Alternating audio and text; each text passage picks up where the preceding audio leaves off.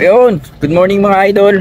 Salamat sa Diyos sa isa na naman po mabuting pagkakataon. Yun po tayo po ngayon naka-duty doon sa bago namin branch sa Pasadora. At wala pong bus access sa lugar na yun kaya kailangan natin maglakad.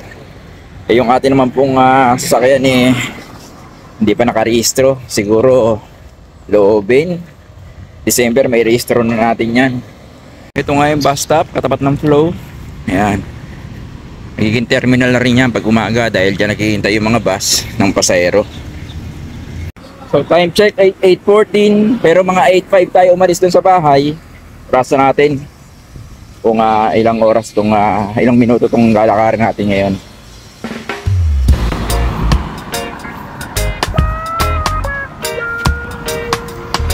Buti na lang medyo kulimlim ngayon mga idol. Dahil kung hindi gantong oras, naku po, nangungurot na rin ang araw dito Nandito na tayo sa Elizabeth Square. Alam na alam ko itong daan na to dahil suki ako noon ng immigration. Madalas tayo dito nung araw nung tayo nag-aayos pa lang ng ating permit. Naghahanap pa lang tayo ng trabaho. Dito tayo lagi dumadaan.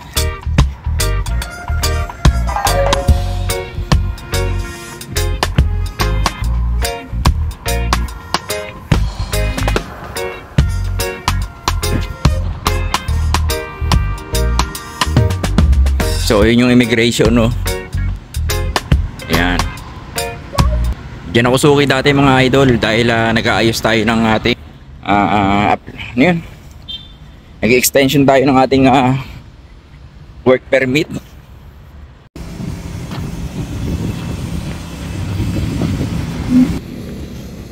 Dahil dito po mga idol, papunta nyo po dito may hawak-hawak kayong mga temporary work permit. At pag natapos yun kailangan mong i-renew or maghanap ka ng panibagong employer kung gusto mo. Ayun, yung nangyayari sa akin, naghanap ako ng bagong employer noon. Kaya hanggat hindi ka pa nakakahanap, kailangan mo i-extend. Bibigyan ka nila ng 2 weeks. Tapos noon hindi ka pa nakakita, kailangan mo uling i-extend yun as tourist nga kasi wala ka namang employer na. Yun sa sitwasyon na gaya na nangyayari sa akin na naghahanap na ako ng bagong employer. Mga idol, malapit na tayo. Ayun nga, tuloy ko lang yung kinikwento ko kanina. Pagpasok natin dito meron tayong daladalang temporary work permit na valid for 3 months. Pero yung ibang employer sinasagad na yung nila, ginagawang 6 months yung binibigay dun sa mga employee nila. Kaya yung iba, ang hawak na temporary work permit 6 months. So after nung 6 months mga idol, if gusto kayong i-hire pa rin gusto pa rin mga employer nyo yung mga serbisyo nyo, doon na niya i-apply ng grant yon. Sabi nila 2 years daw yon, pero yearly ata binabayaran, kaya yung 1 year babayaran agad ng employer. So meron ka agad na 1 year work permit.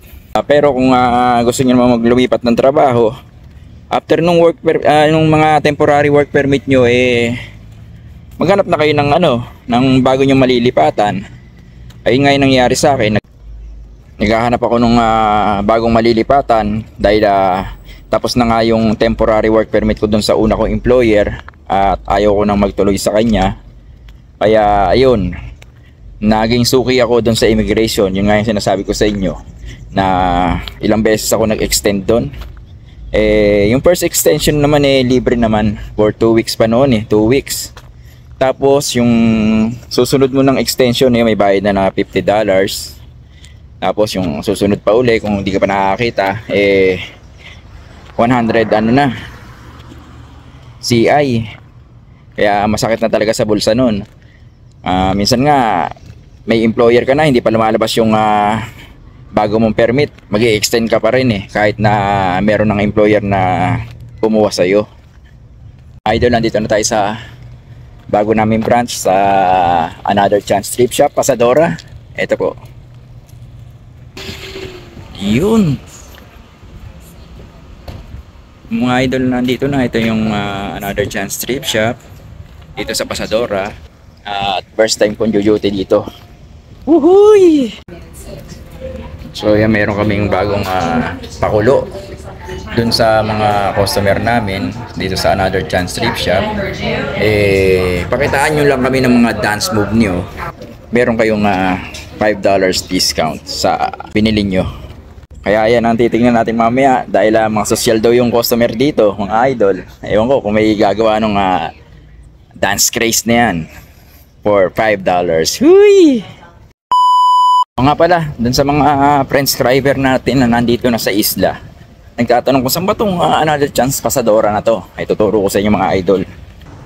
Ito mga idol, oh, kung alam nyo yung kay Lukloy, ayan yung clinic ni Lukloy, tapos katapat lang na yung Pasadora. Yung pinasukan ng kotse na yun, dun lang ngayon, diretsuhin nyo lang yun. Okay na, samahan ko na kayo.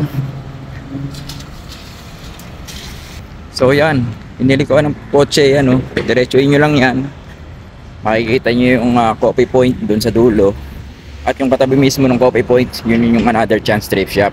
Or yung mas kilala ditong sa lugar na to yung Super Stitch. Ayan mga idol, oh. Ayan mga idol, yung Super Stitch. Tapos yun yung coffee point. At yun yung Another Chance Thrift Shop sa dulo. Kaya madali lang siyang hanapin pagpasok mo dito ng Pasadora. Pero syempre gaya ng dati, wala pa tayong almusal, bibili muna tayo ng almusal. Meron din malapit na convenience store dito, kaya Pasadora eh. Uy! Morning! Ayan.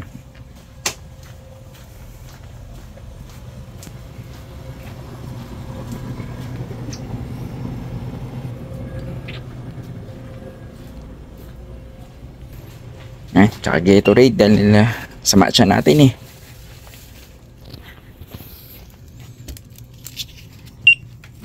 Idol. So yan mga idol, nakabili na tayo ng ating chuchurbahin. So yun, samahan nyo ako ngayon mga idol. Tingnan natin kung merong magjo-join dun sa aming pakulo ngayon na dance craze for $5. Yee!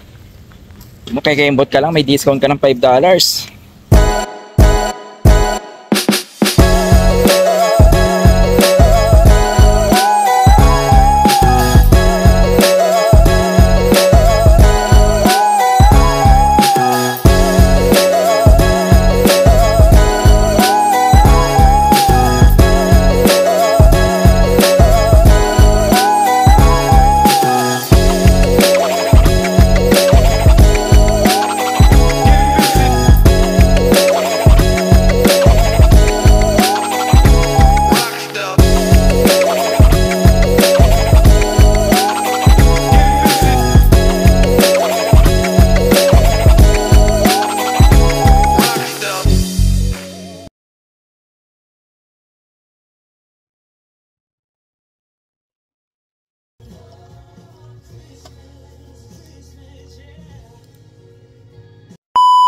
So yung finally mga idol, merong magjo-join at isa nating kabayan. Mag-a-avail siya ng $5 discount. At syempre, papakita niyo yung kanyang dance move. Kaya panoorin natin mga idol. Let's go! Oh, ato, 10 seconds yan. Okay. 9, 8, 7, 6, 5, 4, Oh, tabi ko. 2. Okay. Tapos no? Thank you. Diretso. So yan mga idol, ginabi na tayo. Siguro hanggang dito muna yung ating napag-usapan, napagkwentuhan. Ito nga pala yung unang drive natin kay Libag na makakasama natin sa ating pagbablog. Hanggang sa muli, let's continue to share the love, the legacy, and let's promote peace. Yeah!